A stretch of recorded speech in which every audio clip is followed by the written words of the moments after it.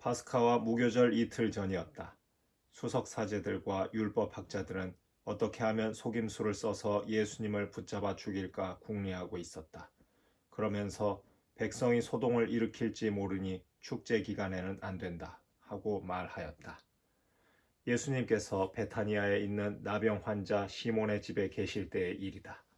마침 식탁에 앉아 계시는데 어떤 여자가 값비싼 순 나르드 향유가 든 옥합을 가지고 와서 그 옥합을 깨뜨려 그분 머리에 향유를 부었다.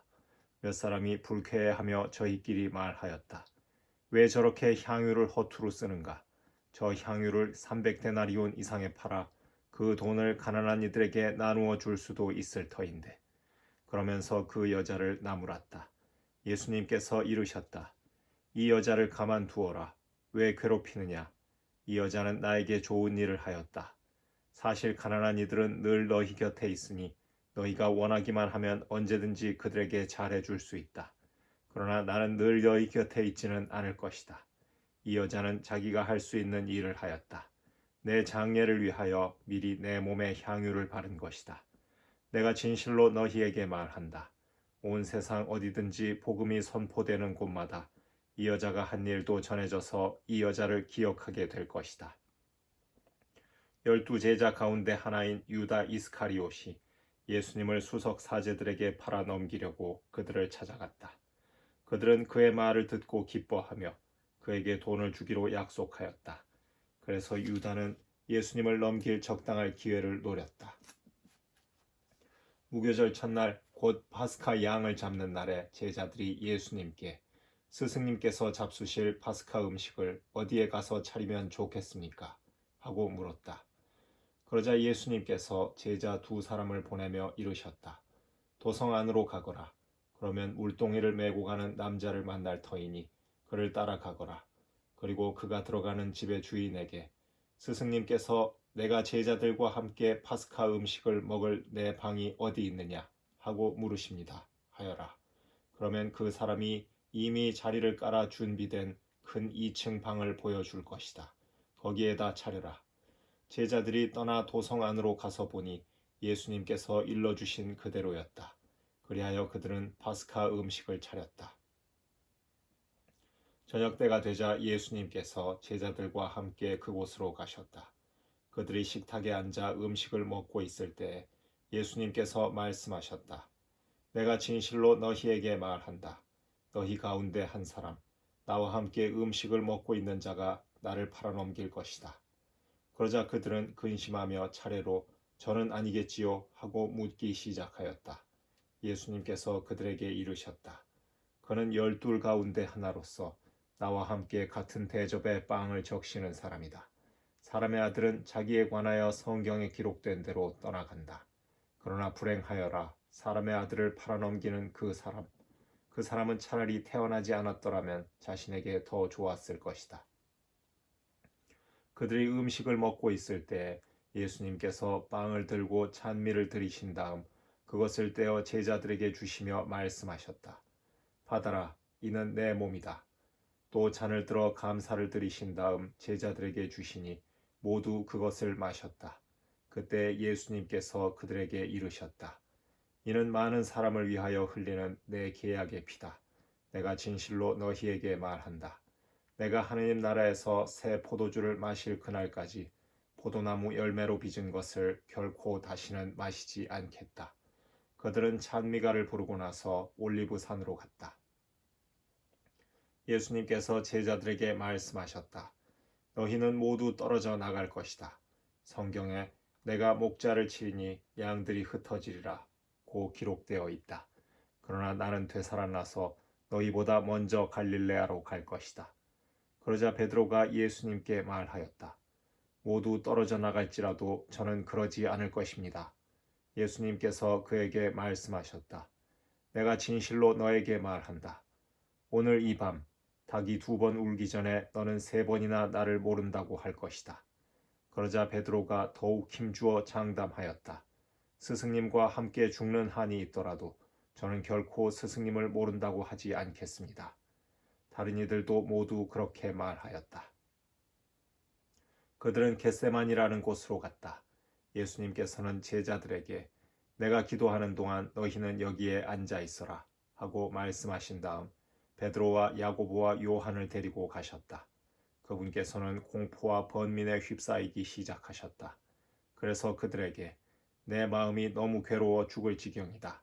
너희는 여기에 남아서 깨어 있어라 하고 말씀하셨다. 그런 다음 앞으로 조금 나아가 땅에 엎드리시어 하실 수만 있으면 그 시간이 당신을 비켜가게 해 주십사고 기도하시며 이렇게 말씀하셨다. 아빠, 아버지께서는 무엇이든 하실 수 있으시니 이 잔을 저에게서 거두어 주십시오.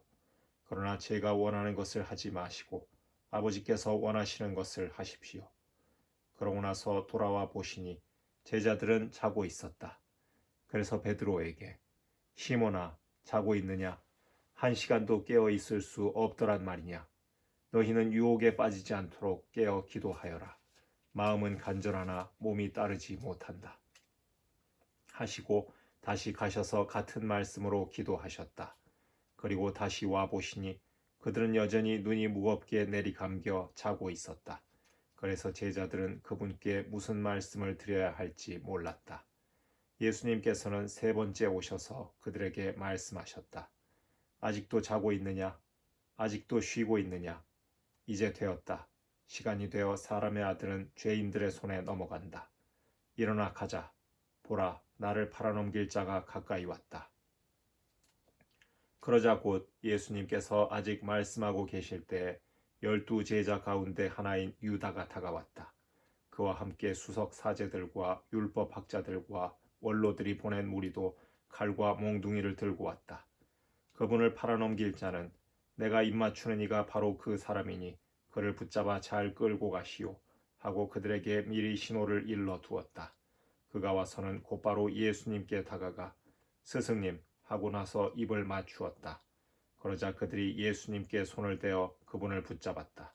그때 곁에 서 있던 이들 가운데 한 사람이 칼을 빼어 대사제의 종을 내리쳐 그의 귀를 잘라버렸다. 예수님께서 나서시어 그들에게 말씀하셨다. 너희는 강도라도 잡을 듯이 칼과 몽둥이를 들고 나를 잡으러 나왔단 말이냐.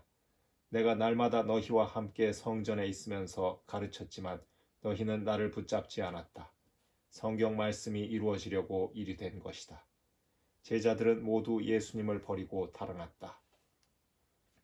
어떤 젊은이가 알몸에 아마포만 두른 채 그분을 따라갔다.